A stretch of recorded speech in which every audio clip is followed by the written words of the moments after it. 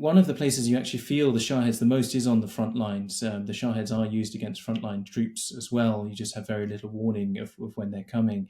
And we experienced that, in very close quarters in Izium when we had 2 Sharhead drones hit a building 300 meters away from us and pass about 10 meters over the top of the building. It's a terrifying noise.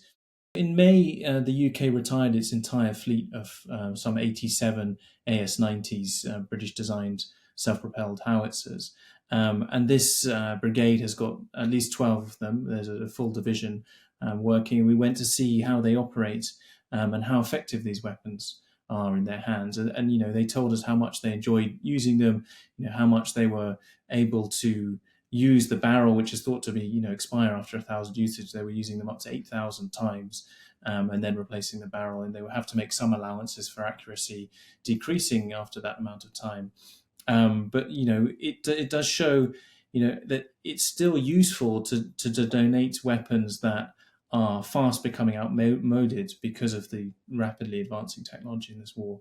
Western arsenals, I think, in the next 5 to 10 years, if they're not kind of AI driven, if they're not semi-automated or fully automated, if they're not small and nimble and inexpensive, they're not going to be as useful in future wars because they'll just be outmatched by small, nimble drones. And so it made sense, I think, for the UK to retire those weapons, and it makes even more sense to put them to good use in Ukraine while they can still have an impact. And in your article on your time in Ukraine, you spoke about how they were using these sort of shoot and scoot or even shoot and take cover tactics. How's that come to characterize the warfare in Ukraine? And can you tell us a bit about how they were utilizing that with this vehicle? Right, so it's quite different. The war changes quite dramatically, I'd say, every month, and from one year to the next, almost unrecognizable in terms of the way that's being fought. So artillery, a year or two ago would be using the shoot and scoot techniques. You would fire a shot or two and then go back to somewhere else and take cover.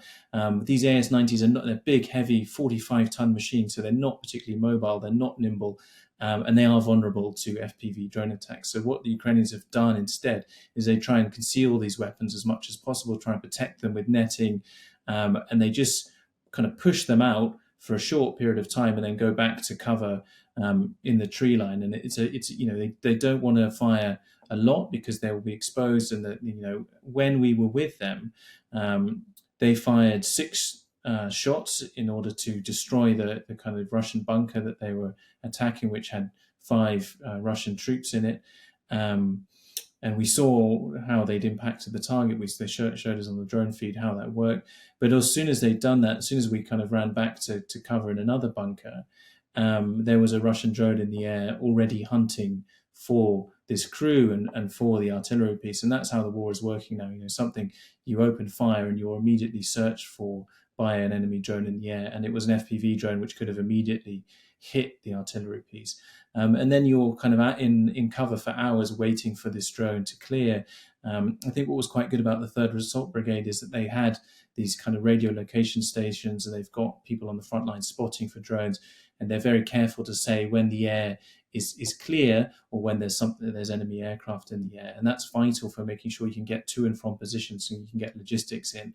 But obviously the big danger of the war now is these fiber optic cables which don't give off a radio signal and rely on troops on the front line spotting them and reporting them back. And does that heavier British-made or Western-made vehicle give the Ukrainians an advantage against these drones in terms of armour or anything? The armour is thick, so the drones have to hit a specific place on the armour in order to do it. But we've seen that drone operators have got so good at finding weak spots, and the more they attack a particular type of weapon, the more likely they are to find those weak spots.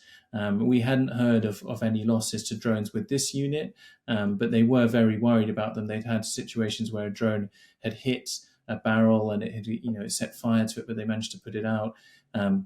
Episodes where drones had hit a tree that was near the thing, or or the camouflage netting setting fire to that. So they are very worried about it. And then, I talked to them about the other thing that the Ukrainians are very keen on, the Challenger 2 tanks that have been provided to Ukraine. And they said, look, we've got the armor on this is nothing like as thick on the Challenger tank. So we don't want it to get hit by drones. We need to keep it under wraps. We need to keep it under cover. So they do feel vulnerable. They do like, how powerful the weapon is, the impact and the accuracy, and also the thing that they were talking about is the way that these weapons were designed compared to their Soviet era artillery that they used to have. That they were spacious, they were comfortable, they were designed with operators in mind, they were easy to load, they would enable a more rapid rate of fire. So they were happy with those developments, but they're still vulnerable to drones on the one battlefield. And these artillery teams are playing a key role, as you say, in the defense of Izium, as well as other cities in eastern Ukraine. What's the situation on the front at the moment in Ukraine? So it varies. So Izium is pretty much holding fast. The Third Assault Brigade is forming the Third Army Corps there, and they will be brought together and hopefully turned into what is a motivated fighting force that can hold the Russians at Izium and along that stretch of front. Further south in the Donbass, it's more difficult. Pokrovsk, an important garrison town, is now almost encircled. The Russians are on three sides, and they're also pushing forward to Konstantinivka, which is held out for an incredible period of time against Russian encirclement. But, and the Ukrainians have inflicted incredible casualties on the Russians in them trying to take those towns. But it does look like it's now a matter of time before they fall. I mean, we've been saying this for months, but now it's really logistics lines are really, really jeopardized. It's difficult to see how the Ukrainians can continue to hold on to those towns without starting to have serious loss of life. And that becomes a kind of strategic political decision for Zelensky and General Syrskyi. So, how many Ukrainian lives do they want to spend holding on to these towns? Do they continue to make an issue, a symbolic gesture like in Fortress Bakhmut, especially at a time when Ukraine cannot afford to lose men in battles that can't be won? Yeah, and we have seen Russia continuing their advance in some parts of Ukraine. But are there really any fears among the troops and the people you spoke to in Ukraine that Russia's capable of making serious strategic gains in what's being seen as their summer offensive? I think a breakthrough to threaten a major city is unlikely in the summer, particularly given the number of casualties that the Russians are taking in trying to push for Pokrovsk or Konstantinivka. I do think that it's possible that Russia could take either one of those two towns, which does pose serious problems then for the Ukrainians. They'll have to mount a defense of Kramatorsk, which was long kind of the military headquarters in the Donbass.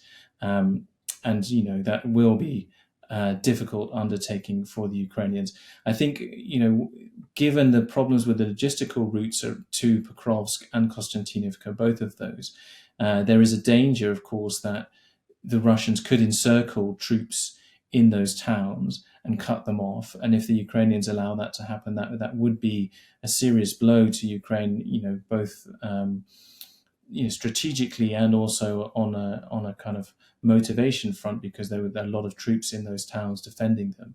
So Ukraine will have to think very carefully about whether it starts to plan a staged withdrawal from those towns, or whether it decides to launch what could be a very expensive counterattack to kind of push the Russians back from the flanks there. And elsewhere in Ukraine, the Russian drone and missile strikes have continued. 300 drones and 8 missiles launched at Ukraine just last night. With the arrival of those new Patriot batteries from the US, is there a sense that this bombardment could lift or start to be countered more effectively?